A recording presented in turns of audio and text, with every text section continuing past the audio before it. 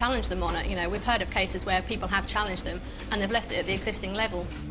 Under recent guidelines agreed with the government, credit card providers said they'll give 30 days notice of any interest rate rise. They've also agreed not to increase rates in the first 12 months for new customers and no more than once every 6 months after that. But with 4 out of 10 of us not paying off our balance each month in full, any increase is going to hurt. But there are ways of fending off those biting rate increases. Check your provider hasn't broken any rules, and if you think you're a good customer, you tell them so. Because you never know, they might reconsider. And if they don't, jump ship. Because you have the right to close down your account and pay off your balance at the previous interest rate. Useful advice from Dom, as ever. Now, Julie, you played Mo Molam in this drama, which we see on Sunday. I've heard you talking about how your main issue at first, or you didn't feel he looked anything like her. No, I thought that would be a real difficult barrier to get through. I mean, when I got the script, I just read it and thought it was an amazing script written by Neil Mackay, and I just said, oh, I've got to do this, because you don't get many scripts like that. It's really unusual. So I said, yes, yes. Then, of course, I started looking at footage of her, and I thought, no one's ever going to believe I'm her. I'm never going to get that. Let's compare you now, as it stands.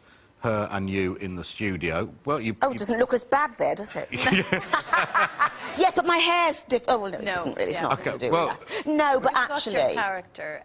Well, we can see you in the actual... Let's have a look. That's it. And it's brilliant stuff. You get completely kind of taken in by it. You're just taken along by it. And what kind of research did you do? Did you talk to people who knew her? Well, I talked... While we were filming, I had her close protection officer and, what do they call them? Close personal protection officer, and her driver. So, and they actually were in the film, and the driver drove me as a film unit driver as well, so I had loads of opportunity to ask them things. And also, in Hillsborough, I could speak to the butler.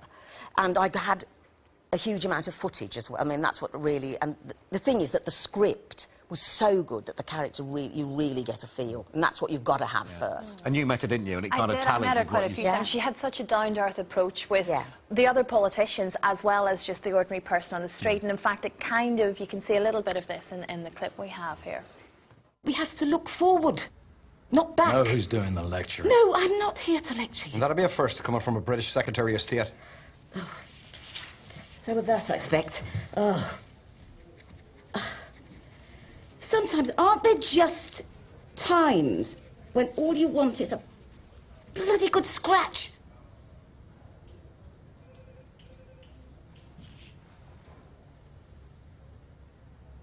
I suppose so. Did you get a real sense, Julie, when you went back to film in Northern Ireland, that people really did embrace Mo? Was that the feeling? Oh yeah, no, absolutely.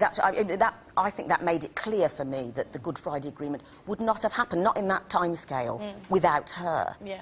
Because it was people on both sides. It wasn't just the Protestants or the Catholics. People loved her. Who else went out into the street? Nobody has ever done that. There's a scene when she first arrives. To a security guy's alarm, she climbs out and just starts chatting to people. She they come up kissing her. Right, when I saw that, I thought, does that ring true? Is that a bit far-fetched? Oh, no. But it's not your... Oh, it's absolutely what she did. They were absolutely terrified because she's always doing that sort of thing. She was determined. Apparently, she flew into Belfast before she was about to move into Stormont as Secretary of State. She flew into Belfast specifically to go into the streets and say hello to people. She got the security guards didn't know she was going to do the driver and her officer didn't know she was going to do that. She drove into Belfast city centre and said, I'm getting out. And they said, you know, there's cars. They went absolutely, and she got out, and they went, oh, Mo! Yeah. And everybody, and that absolutely happened.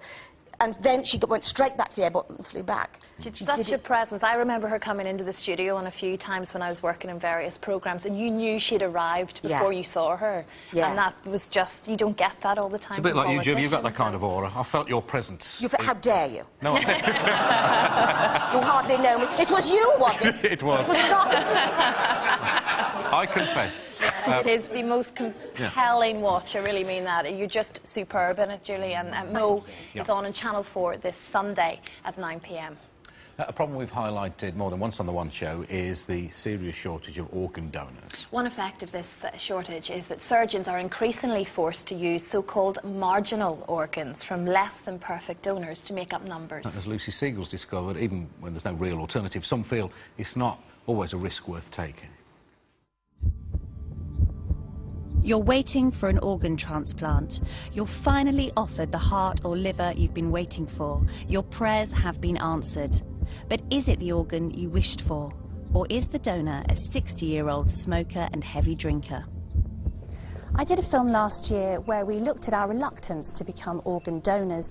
Now, the tragic consequence of that is many more transplants are needed than we have available donors. But is that justification enough to ever use organs that are less than perfect?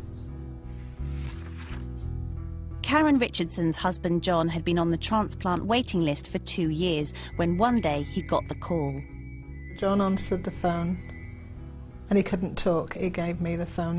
I can't talk, I know what it is. Karen's joy at the prospect of her husband's new heart was to be short-lived. So at what point did you learn that there were problems? I spoke to one of the nurses from intensive care unit and she actually said to me they were having lots of problems with John because when they took John off the bypass they're having problems. It went into abnormal rhythm and I think basically all his organs had gone into failure, so he'd come up, he was on a life support and he really was very poorly. John never recovered and died 5 days later. Only at the inquest into his death did Karen discover the history of the heart he'd been given. I learnt that the donor was a suicide by hanging, and I just found that really traumatic, and that they'd had to resuscitate him. I heard something about a hole in the heart too, or a tear in the heart that they had to repair. There seemed to be a lot of pointers in the wrong direction. It just never seemed a viable heart to me in the first place. A decade ago, 1 in 10 organs used in transplants was what medics would describe as marginal. Today, that's gone up to 1 in 4. But the statistics hide what's becoming an ethical dilemma. They mean that last year, 235 people received marginal organs. At the liver unit in Queen Elizabeth's Hospital, Birmingham, staff say their only choice is to use the less than perfect organs or see some of their patients die waiting. Well, the death rate on the waiting list is approximately 15% for patients waiting for livers in the UK at the moment. The risk of dying after a transplant, even including all the marginal donors, is about 1/3 of that, you see. So we're actually safer to take a gamble. What is a marginal organ? Well, I suppose marginal organ is one that's not quite perfect. It's sort of like the difference, I'd like to think, between sort of an A star and a B plus in terms of quality. So that might be a donor who is significantly overweight. It might be a donor who drinks more than we would recommend. So these aren't awful livers, but they're livers that we didn't used to use when we first started. You might think that the increased use of marginal organs that 20 years ago wouldn't have been considered for transplant is driven by strides in technology. It isn't. While advances have been made, their increased use is mostly driven by the huge shortage of organs. But Karen says if she and her husband had known the condition of the donated heart, it would have changed the fateful decision they made. The only thing that had ever been mentioned was, because of changes in and shortages in organ donors generally, that sometimes they have to use organs that they wouldn't have otherwise maybe considered. If you'd have had that knowledge, do you think you would have been in a position to make a difference?